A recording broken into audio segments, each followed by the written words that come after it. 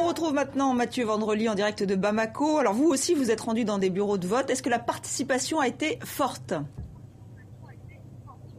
Oui, j'ai pu le constater ce matin. Il y avait une forte participation dans le bureau de vote où je me suis rendu non loin d'ici, dans le quartier de l'Hippodrome. Et puis on me l'a confirmé tout à l'heure au téléphone. J'ai eu 2 personnes au téléphone qui m'ont confirmé cette forte participation, forte affluence, m'a-t-on dit, beaucoup plus importante qu'en 2007. Il faut dire qu'en 2007, le résultat était déjà plié d'avance, contrairement à cette année où les choses sont plus ouvertes. Ce qu'on me dit également, des informations qui me sont arrivées, c'est des tentatives d'achat de voix.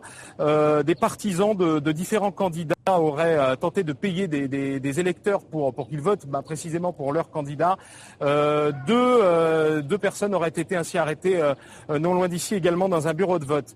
Hors de Bamako, ça c'est une autre information qui concerne Kidal. C'est important Kidal parce qu'on sait que c'est un des enjeux de ce vote, l'un des enjeux concernant le succès de cette élection.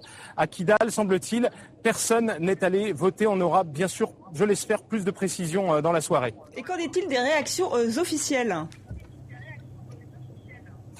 Alors, il y a 2 personnalités qui se sont exprimées, notamment depuis l'ouverture des bureaux de vote ce matin.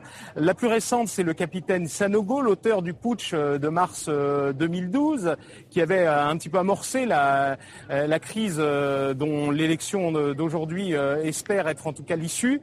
Le capitaine Sanogo lui a appelé les Maliens à se rendre aux urnes.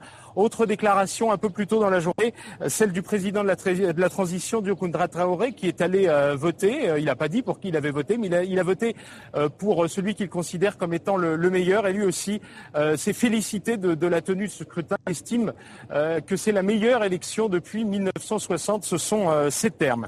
Pour la suite maintenant, les bureaux de vote vont fermer théoriquement dans environ 2 heures. Théoriquement parce qu'il y a de fortes chances, compte tenu de la forte participation, que la fermeture soit légèrement reportée.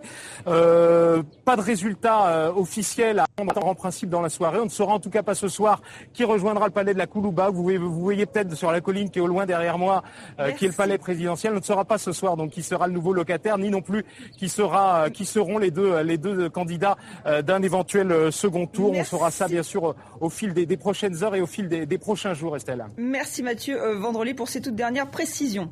Et TV5 Monde qui se mobilise pour couvrir cette présidentielle. Pour plus d'informations, je vous invite à consulter notre site internet tv5monde.com.